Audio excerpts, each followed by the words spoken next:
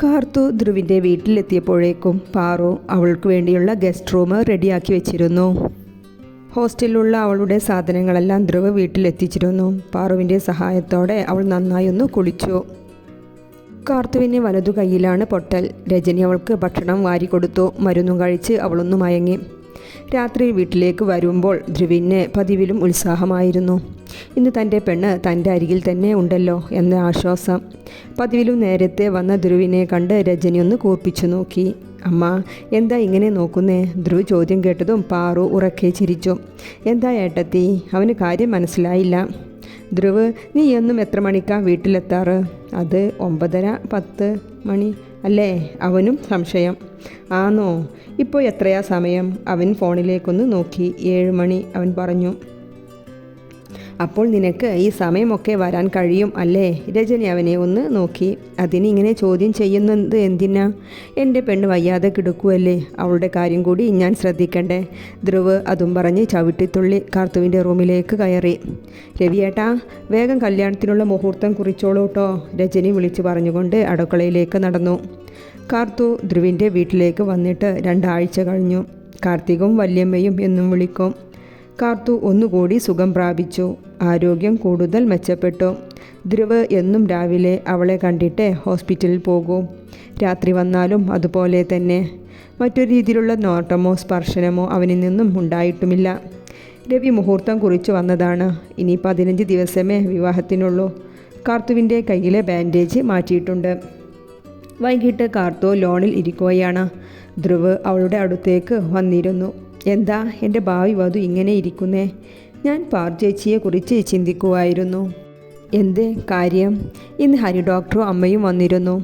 രാവിലെ ഡോക്ടർ അമ്മയെ ഇവിടെ വിട്ടിട്ടു പോയി. വൈകിട്ട് കൂട്ടുകൊണ്ടുപോയി. അവർ വന്നു പോയ ശേഷം പാറുചേച്ചി മുറിയിൽ നിന്നും ഇറങ്ങിയിട്ടില്ല. ഞാൻ കാരണമാണോ ധ്രുവേട്ട? കാർത്തു കലങ്ങിയ കണ്ണുമായി അവനെ നോക്കി. നീ അതിനെന്താ ചെയ്തേ? ധ്രുവ് സംശയത്തോടെ അവളെ നോക്കി ചോദിച്ചു.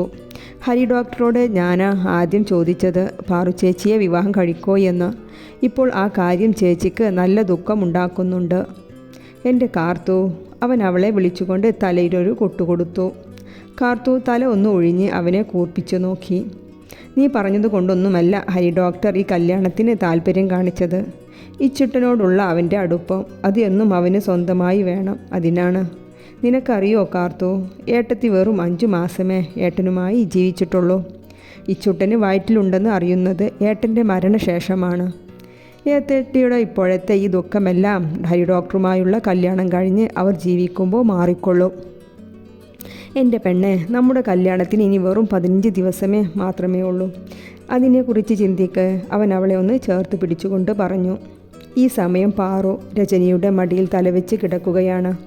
അമ്മ, ഞാൻ എന്താ തീരുമാനിക്കുക? എനിക്ക് മനസ്സാകെ ശൂന്യമായ പോലെ. ഹരി ഡോക്ടറുമായുള്ള എൻ്റെ മോൻ്റെ സന്തോഷം കാണുമ്പോൾ സമ്മതിക്കാൻ തോന്നും. പക്ഷേ എൻ്റെ ഗൗതമിൻ്റെ സ്ഥാനത്ത് മറ്റൊരാളെ നിർത്താനും കഴിയുന്നില്ല.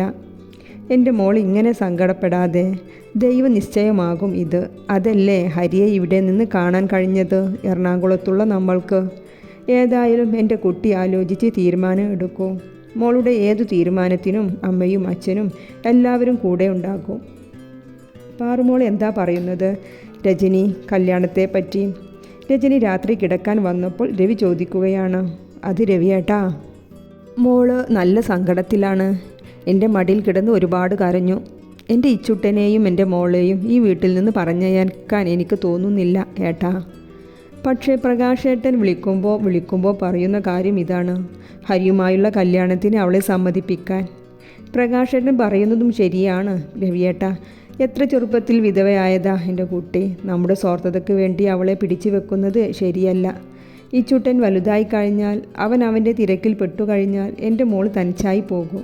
നമ്മൾ എത്ര കാലമാ അവരുടെ കൂടെ ഉണ്ടാവുക? രജനി സങ്കടപ്പെടുകയാണ്. ശരിയാണ് രജനി, ഏതായാലും മോള് തന്നെ തീരുമാനിക്കട്ടെ. രവി അതും പറഞ്ഞ് കിടന്നു. ബ്രേക്ക്ഫാസ്റ്റ് കഴിഞ്ഞ് എല്ലാവരും ഹാളിൽ ഇരിക്കുമ്പോഴാണ് പാറു അവിടേക്ക് വന്നത്.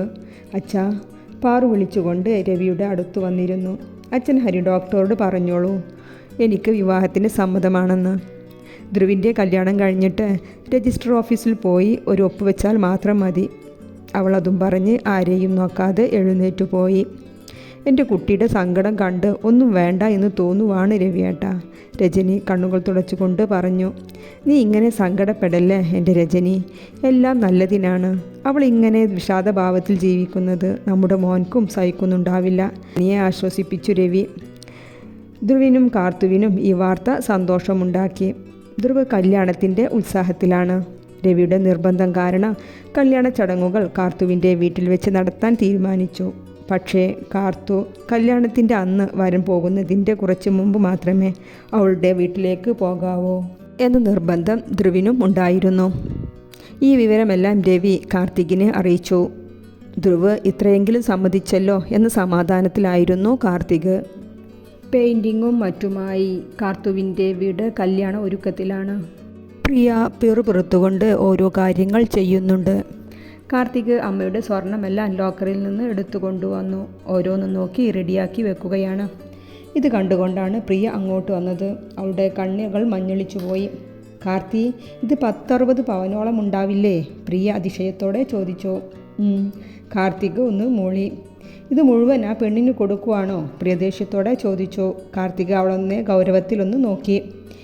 എന്നെ നോക്കി പേടിപ്പിക്കൊന്നും വേണ്ട, ഇതിൽ പകുതി എനിക്ക് വേണം. അവൾ ആഭരണങ്ങൾ തൊടാൻ കൈ നീട്ടിയതും കാർത്തിക് തടഞ്ഞു. നിനക്ക് പകുതി പോയിട്ട് 1 ഗ്രാം പോലും ഇതിൽ നിന്നും കിട്ടില്ല. കാർത്തുവിൻ്റെയും അമ്മയുടെയും വീട്ടിലുണ്ടായിരുന്നവയിൽ പലതും ഇപ്പോൾ കാണുന്നില്ല. നീ അല്ലാതെ വേറെ ആരും അത് എടുക്കുകയുമില്ല. നീ പോയി അതെല്ലാം എടുത്തിട്ട് വാ. കാർത്തിക് ഓർഡർ ചെയ്തു. നിങ്ങൾ എന്തു മനുഷ്യനാണ്, സ്വന്തം ഭാര്യയോട് കണക്കു പറയുന്നു? അവൾ അവനെ നോക്കി പുച്ഛിച്ചുകൊണ്ട് പറഞ്ഞു. നീ അധികം സംസാരിക്കാതെ കൊണ്ടുവാ. ഞാൻ തരില്ല കാർത്തി, എല്ലാം കൂടെ ആ പിഴച്ചവൾക്ക് കൊടുക്കാൻ. പ്രിയക്ക് പറഞ്ഞതേ ഓർമ്മയുള്ളൂ. അവളുടെ കണ്ണിലൂടെ പൊന്നീച്ച പാറി. അവൾ കവിളുകൾ പറഞ്ഞു പോകും വേദനയോടെ നിലത്തേക്ക് ഇരുന്നു. കാർത്തിക് അവളുടെ മുടിക്കുത്തിൽ പിടിച്ച് ഉയർത്തി. പിന്നെയും കൊടുത്തു 2 എണ്ണം. അവളുടെ ചുണ്ടുകൾ പൊട്ടി ചോര ഒലിച്ചു. വേണ്ട വേണ്ട എന്ന് വെക്കുമ്പോൾ തലയിൽ കയറുന്നോടി. ഇനി ഈ വീട്ടിൽ നിന്റെ ശബ്ദം പൊങ്ങിയാൽ നിന്നെ ഞാൻ ജീവനോടെ കുഴിച്ചു മൂടും, ഓർത്തോ. അവൻ അതും പറഞ്ഞ് പ്രിയയെ മുറിയിൽ നിന്ന് പുറത്തേക്ക് തള്ളി വാതിലടച്ചു. പ്രിയ ആകെ വിറച്ചുപോയി കാർത്തികിൻ്റെ ഈ ഭാവം കണ്ട്. കാർത്തിക് ധ്രുവിൻ്റെ വീട്ടിലേക്ക് വന്നതാണ്. രവി അവനെ സ്വീകരിച്ചിരുത്തി. കാർത്തുവിനെ കണ്ടതും കാർത്തിക് അവളുടെ അടുത്തേക്ക് വന്ന് ചേർത്ത് പിടിച്ച് നെറ്റിയിൽ ചുംബിച്ചു. ഏട്ടനോടുള്ള പിണക്കം മാറിയില്ലേ എൻ്റെ കുട്ടിക്ക്? കാർത്തികിൻ്റെ ചോദ്യം കേട്ടതും കാർത്തു അവനെ ഒന്ന് നോക്കി പുഞ്ചിരിച്ചു. എനിക്ക് പിണക്കമൊന്നുമില്ല ഏട്ടാ. എൻ്റെ മോളുടെ കല്യാണത്തിന് വീടൊക്കെ ഞാൻ ഒരുക്കി കഴിഞ്ഞു. വീട്ടിൽ കല്യാണപ്പെണ്ണില്ല എന്ന് മാത്രം. അവൻ കണ്ണും തുടച്ചുകൊണ്ട് പറഞ്ഞു. ഏട്ടാ, കാർത്തു വിളിച്ചതും ഏട്ടന് സങ്കടമൊന്നുമില്ല. ആ വീട്ടിൽ ആരാ ഉള്ളത് അല്ലേ എൻ്റെ കല്യാണപ്പെണ്ണിനെ ഒരുക്കാൻ? അമ്മയെപ്പോലെ നോക്കേണ്ടവൾ. അവൻ മുഴുവനാക്കിയില്ല. ഏട്ടന് എന്ത് ചെയ്യാൻ പറ്റും മോളെ? ആരുട്ടനെ ഓർത്തിട്ടാ? അല്ലെങ്കിൽ അതിനെ കൊന്ന് ഏട്ടൻ ജയിലിൽ പോയിരുന്നു. അയ്യോ, അങ്ങനെ ഒന്നും പറയല്ലേ ഏട്ടാ. ഏട്ടത്തി മാറിക്കോളും. ഇനി മാറിയില്ലെങ്കിലും ഏട്ടനെയും ആരുട്ടനെയും നന്നായി നോക്കുന്നില്ലേ? അത് മതി എനിക്ക്. കാർത്തു ഇരു കൈകൊണ്ടും കണ്ണുകൾ തുടച്ചുകൊണ്ട് പറഞ്ഞു. എൻ്റെ കുട്ടിയുടെ മനസ്സ് ശുദ്ധമാണ്. അതാണല്ലോ എൻ്റെ കുട്ടിക്ക് ഇത്രയും നല്ല കുടുംബത്തിൽ ചെന്ന് കയറാൻ പറ്റിയത്. പിന്നെ കാർത്തിക് ഒന്ന് നിർത്തി ധ്രുവിൻ്റെ അടുത്തേക്ക് ചെന്നു. അവൻ്റെ കൈകൾ പിടിച്ച്, ഇത്ര സ്മാർട്ടായ ഒരു ഭർത്താവിനെ എൻ്റെ മോൾക്ക് ദൈവം തന്നില്ലേ? എൻ്റെ മോളെ നോക്കണമെന്നൊന്നും പറയാൻ എനിക്ക് അർഹതയില്ല. എന്നേക്കാൾ നന്നായി നോക്കുമെന്ന് എനിക്കറിയാം. കാർത്തിക് കൊണ്ടുവന്ന കവർ കാർത്തുവിന് നൽകി. ഇത് അച്ഛനും അമ്മയും മോൾക്ക് കരുതി വെച്ചതാണ്. ഇത് മാത്രം വേണ്ട എന്ന് പറയരുത് എൻ്റെ മോള്. കാർത്തു ധ്രുവിനെ ഒന്ന് നോക്കി. ധ്രുവ് ചിരിച്ചുകൊണ്ട് കണ്ണടച്ചു കാണിച്ചു. കാർത്തു ആ കവർ വാങ്ങി. മോളെ, ഇതിൽ അമ്മയുടെ ആഭരണങ്ങളുണ്ട്. ലോക്കറിലുള്ളത്. വീട്ടിലുള്ളത് നിൻ്റെയും അമ്മയുടേതും അവൾ തന്നില്ല. എനിക്കിതിനൊന്നും താല്പര്യമില്ല ഏട്ടാ. ഏട്ടത്തിക്ക് ആവശ്യമുള്ളത് കൊടുക്കാമായിരുന്നു. വേണ്ട മോളെ. പിന്നെ ഇതിൽ ബിൽപത്രമുണ്ട്. ടൗണിലുള്ള 1 ഏക്കർ സ്ഥലത്തിൻ്റെയും അതിലുള്ള ബിൽഡിങ്ങും മോൾക്ക് അച്ഛൻ എഴുതി വെച്ചതാണ്. തറവാട് നമ്മുടെ 2 പേരുടെയും പേരിലാണ്. കല്യാണത്തിനുള്ള ഡ്രസ്സും മറ്റും ഏട്ടൻ കൊണ്ടുപോയി എടുത്തു തരട്ടെ? കാർത്തിക് ധ്രുവിനെ ഒന്ന് നോക്കി. അതിനെന്താ ഏട്ടാ, നമ്മൾക്കിന്ന് ഒന്നിച്ചു പോയി എല്ലാം വാങ്ങാം. ധ്രുവ് കാർത്തികിനെ ചേർത്ത് പിടിച്ചുകൊണ്ട് പറഞ്ഞു.